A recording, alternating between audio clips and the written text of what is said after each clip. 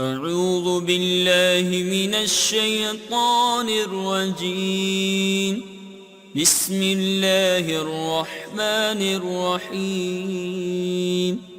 سبحان الذي أسرى بعبده ليلا من المسجد الحرام إلى المسجد الأقصى الذي باركنا حوله لنريه من آياتنا إنه هو السميع البصير. وآتينا موسى الكتاب وجعلناه هدى لبني إسرائيل ألا تتخذوا من دوني وكيلا ذرية من حملنا مع نوح إنه كان عبدا شكورا. وقضينا إلى بني إسرائيل في الكتاب لتفسدن في الأرض مرتين ولتعلن علوا كبيرا. فإذا جاء وعد أولاهما بعثنا عليكم عبادا لنا أولي بأس شديد فجاسوا خلال الديار وكان وعدا مفعولا. ثم رددنا لكم الكرة عليهم وأمددناكم بأموال وبنين وجعلناكم أكثر نفيرا. إن أحسنتم أحسنتم لأنفسكم وإن أسأتم فلها. فإذا جاء وعد الآخرة ليسوءوا وجوهكم وليدخلوا المسجد كما دخلوه أول مرة وليتبروا ما علوا تتبيرا. عسى ربكم أن يرحمكم وإن عدتم عدنا وجعلنا جهنم للكافرين حصيرا. إن هذا القرآن يهدي للتي هي أقوم ويبشر المؤمنين الذين يعملون الصالحات أن لهم أجرا كبيرا وأن الذين لا يؤمنون بالآخرة أعتدنا لهم عذابا أليما. ويدعو الإنسان بالشر دعاءه بالخير وكان الإنسان عجولا. وجعلنا الليل والنهار آيتين فمحونا آية الليل وجعلنا آية النهار مبصرة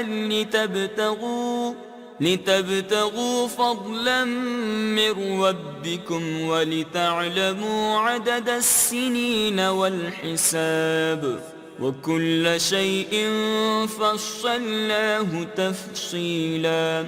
وكل إنسان ألزمناه طائره في عنقه ونخرج له يوم القيامة كتابا يلقاه منشورا. اقرأ كتابك كفى بنفسك اليوم عليك حسيبا. من اهتدى فإنما يهتدي لنفسه ومن ضل فإنما يضل عليها ولا تزر وازرة وزر أخرى وما كنا معذبين حتى نبعث رسولا. وإذا أردنا أن نهلك قرية أمرنا متر فيها ففسقوا فيها فحق عليها القول فدمرناها تدميرا. وكم أهلكنا من القرون من بعد نوح وكفى بربك بذنوب عباده خبيرا بصيرا. من كان يريد العاجلة عجلنا له فيها ما نشاء لمن نريد ثم جعلنا له جهنم يصلاها مذموما مدحورا. ومن أراد الآخرة وسعى لها سعيها وهو مؤمن فأولئك كان سعيهم مشكورا.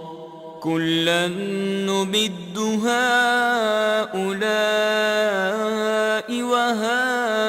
وهؤلاء من عطاء ربك وما كان عطاء ربك محظورا.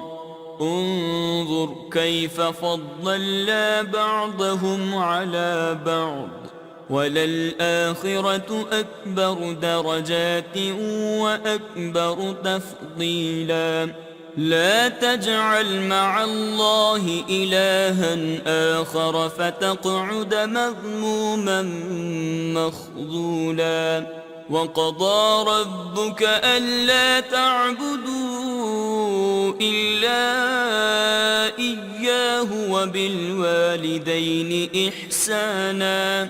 إما يبلغن عندك الكبر أحدهما أو كلاهما فلا تقل لهما أف ولا تنهرهما وقل لهما قولا كريما. واخفض لهما جناح الذل من الرحمة وقل رب ارحمهما كما ربياني صغيرا. ربكم أعلم بما في نفوسكم إن تكونوا صالحين فإنه كان للأوابين غفورا. وآت ذا القربى حقه والمسكين وابن السبيل ولا تبذر تبذيرا. إن المبذرين كانوا إخوان الشياطين وكان الشيطان لربه كفورا. وإما تعرضن عنهم ابتغاء رحمة من ربك ترجوها فقل لهم قولا ميسورا. ولا تجعل يدك مغلولة إلى عنقك ولا تبسطها كل البسط فتقعد ملوما محسورا. إن ربك يبسط الرزق لمن يشاء ويقدر إنه كان بعباده خبيرا بصيرا. ولا تقتلوا أولادكم خشية إملاق نحن نرزقهم وإياكم إن قتلهم كان خطأ كبيرا. ولا تقربوا الزنا إنه كان فاحشة وساء سبيلا. ولا تقتلوا النفس التي حرم الله إلا بالحق ومن قتل مظلوما فقد جعلنا لوليه سلطانا فلا يسرف في القتل إنه كان منصورا. ولا تقربوا مال اليتيم إلا بالتي هي أحسن حتى يبلغ أشده وأوفوا بالعهد إن العهد كان مسؤولا. وأوفوا الكيل إذا كلتم وزنوا بالقسطاس المستقيم ذلك خير وأحسن تأويلا. ولا تقف ما ليس لك به علم إن السمع والبصر والفؤاد كل أولئك كان عنه مسؤولا. ولا تمش في الأرض مرحا إنك لن تخرق الأرض ولن تبلغ الجبال طولا كل ذلك كان سيئه عند ربك مكروها. ذلك مما أوحى إليك ربك من الحكمة ولا تجعل مع الله إلها آخر فتلقى في جهنم ملوما مدحورا. أفأصفاكم ربكم بالبنين واتخذ من الملائكة إناثا إنكم لتقولون قولا عظيما. ولقد صرفنا في هذا القرآن ليذكروا وما يزيدهم إلا نفورا. قل لو كان معه آلهة كما يقولون إذا لابتغوا إلى ذي العرش سبيلا. سبحانه وتعالى عما يقولون علوا كبيرا. تسبح له السماوات السبع والأرض ومن فيهن وإن من شيء إلا يسبح بحمده ولكن لا تفقهون تسبيحهم إنه كان حليما غفورا. وإذا قرأت القرآن جعلنا بينك وبين الذين لا يؤمنون بالآخرة حجابا مستورا. وجعلنا على قلوبهم أكنة أن يفقهوه وفي آذانهم وقرا. وإذا ذكرت ربك في القرآن وحده ولوا على أدبارهم نفورا. نحن أعلم بما يستمعون به إذ يستمعون إليك وإذ هم نجوى إذ يقول الظالمون إن تتبعون إلا رجلا مسحورا. انظر كيف ضربوا لك الأمثال فضلوا فلا يستطيعون سبيلا.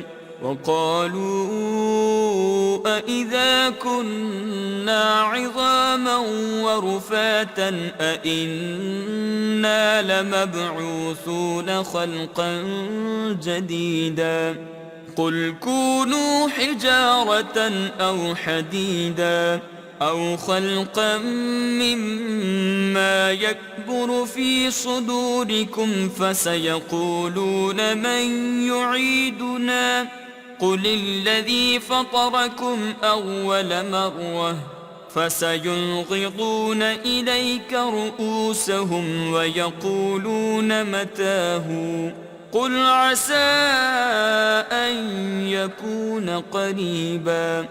يوم يدعوكم فتستجيبون بحمده وتظنون إن لبثتم إلا قليلا وقل لعبادي يقولوا التي هي أحسن إن الشيطان ينزغ بينهم إن الشيطان كان للإنسان عدوا مبينا ربكم أعلم بكم إن يشأ يرحمكم أو إن يشأ يعذبكم وما أرسلناك عليهم وكيلا وربك أعلم بمن في السماوات والأرض ولقد فضلنا بعض النبيين على بعض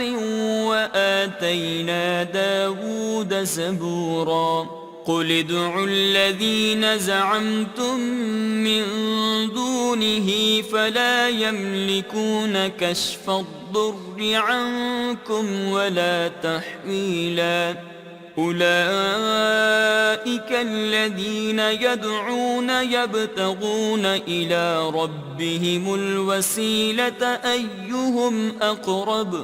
أيهم أقرب ويرجون رحمته ويخافون عذابه إن عذاب ربك كان محظورا وإن من قرية إلا نحن مهلكوها قبل يوم القيامة أو معذبوها عذابا شديدا كان ذلك في الكتاب مسطورا وما منعنا أن نرسل بالآيات إلا أن كذب بها الأولون وآتينا ثمود الناقة مبصرة فظلموا بها وما نرسل بالآيات إلا تخويفا وإذ قلنا لك إن ربك أحاط بالناس وما جعلنا الرؤيا التي أريناك إلا فتنة للناس والشجرة الملعونة في القرآن ونخوفهم فما يزيدهم إلا طغيانا كبيرا وإذ قلنا للملائكة اسجدوا لآدم فسجدوا إلا إبليس قال أأسجد لمن خلقت طينا قال أرأيتك هذا الذي كرمت علي لئن أخرتني إلى يوم القيامة لأحتنكن ذريته إلا قليلا قال اذهب فمن تبعك منهم فإن جهنم جزاؤكم جزاء موفورا واستفزز من استطعت منهم بصوتك وأجلب عليهم بخيلك ورجلك وشاركهم في الأموال والأولاد وعدهم وما يعدهم الشيطان إلا غرورا إن عبادي ليس لك عليهم سلطان وكفى بربك وكيلا ربكم الذي يزجي لكم الفلك في البحر لتبتغوا من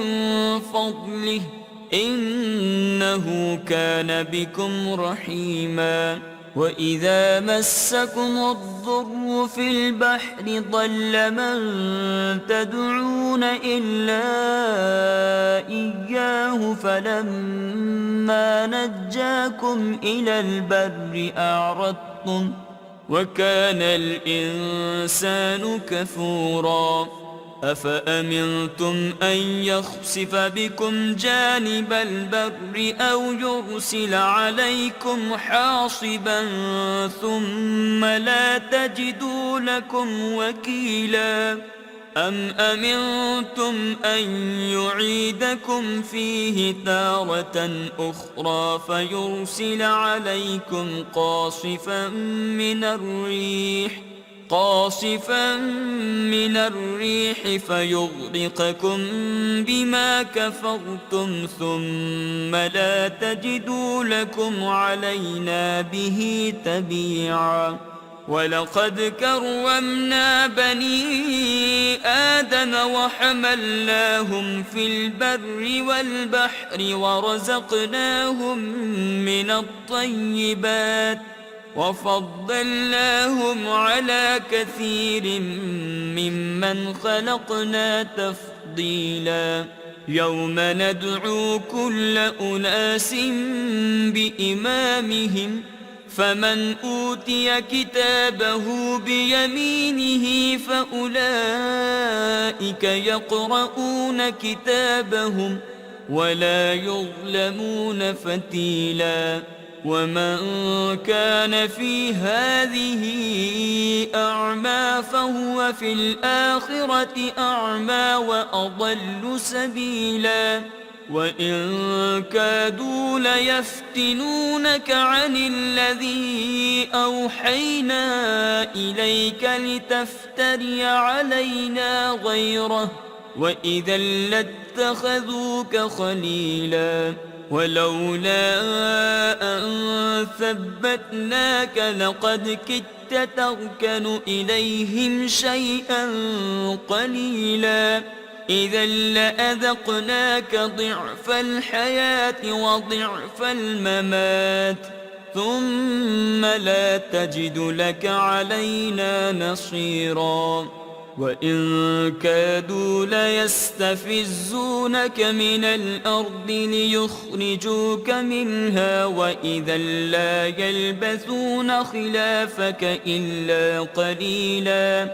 سنة من قد أرسلنا قبلك من رسلنا ولا تجد لسنتنا تحويلا أقم الصلاة لدلوك الشمس إلى غسق الليل وقرآن الفجر إن قرآن الفجر كان مشهودا ومن الليل فتهجد به نافلة لك عسى أن يبعثك ربك مقاما محمودا وقل رب أدخلني مدخل صدق وأخرجني مخرج صدق واجعل لي من لدنك سلطانا نصيرا وقل جاء الحق وزهق الباطل إن الباطل كان زهوقا وننزل من القرآن ما هو شفاء ورحمة للمؤمنين ولا يزيد الظالمين إلا خسارا وإذا أنعمنا على الإنسان أعرض ونأى بجانبه وإذا مسه الشر كان يئوسا قل كل يعمل على شاكلته فربكم أعلم بمن هو أهدى سبيلا ويسألونك عن الروح قل الروح من أمر ربي وما أوتيتم من العلم إلا قليلا ولئن شئنا لنذهبن بالذي أوحينا إليك ثم لا تجد لك به علينا وكيلا إلا رحمة من ربك إن فضله كان عليك كبيرا قل لئن اجتمعت الإنس والجن على أن يأتوا بمثل هذا القرآن لا يأتون بمثله ولو كان بعضهم لبعض ظهيرا ولقد صرفنا للناس في هذا القرآن من كل مثل فأبى أكثر الناس إلا كفورا وقالوا لن نؤمن لك حتى تفجر لنا من الأرض ينبوعا أو تكون لك جنة من نخيل وعنب فتفجر الأنهار خلالها تفجيرا أو تسقط السماء كما زعمت علينا كسفا أو تأتي بالله والملائكة قبيلا أو يكون لك بيت من زخرف أو ترقى في السماء ولن نؤمن لرقيك حتى تنزل علينا كتابا نقرأه قل سبحان ربي هل كنت إلا بشرا رسولا وما منع الناس أن يؤمنوا إذ جاءهم الهدى إلا أن قالوا أبعث الله بشرا رسولا قل لو كان في الأرض ملائكة يمشون مطمئنين لنزلنا عليهم من السماء ملكا رسولا قل كفى بالله شهيدا بيني وبينكم إنه كان بعباده خبيرا بصيرا ومن يهد الله فهو المهتد ومن يضلل فلن تجد لهم أولياء من دونه ونحشرهم يوم القيامة على وجوههم عميا وبكما وصما مأواهم جهنم كلما خبت زدناهم سعيرا ذلك جزاؤهم بأنهم كفروا بآياتنا وقالوا أإذا كنا عظاما ورفاتا أإنا لمبعوثون خلقا جديدا أولم يروا أن الله الذي خلق السماوات والأرض قادر على أن يخلق مثلهم وجعل لهم أجلا لا ريب فيه فأبى الظالمون إلا كفورا قل لو أنتم تملكون خزائن رحمة ربي إذا لأمسكتم خشية الإنفاق وكان الإنسان قتورا ولقد آتينا موسى 9 آيات بينات فاسأل بني إسرائيل إذ جاءهم فقال له فرعون إني لأظنك يا موسى مسحورا قال لقد علمت ما أنزل هؤلاء إلا رب السماوات والأرض بصائر وإني لأظنك يا فرعون مثبورا فأراد أن يستفزهم من الأرض فأغرقناه ومن معه جميعا وقلنا من بعده لبني إسرائيل اسكنوا الأرض فإذا جاء وعد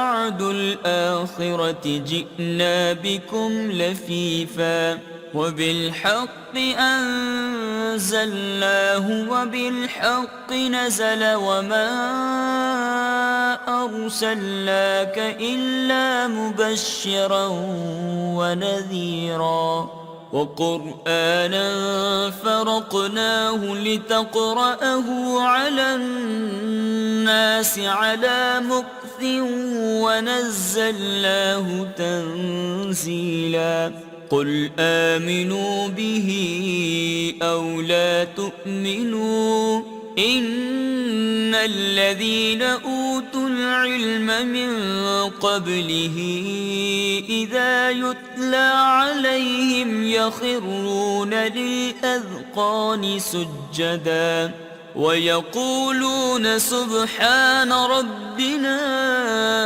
إن كان وعد ربنا لمفعولا ويخرون للأذقان يبكون ويزيدهم خشوعا قل ادعوا الله أو ادعوا الرحمن أيما تدعوا فله الأسماء الحسنى ولا تجهر بصلاتك ولا تخافت بها وابتغ بين ذلك سبيلا وقل الحمد لله الذي لم يتخذ ولدا ولم يكن له شريك في الملك ولم يكن له ولي من الذل وكبره تكبيرا صدق الله العظيم.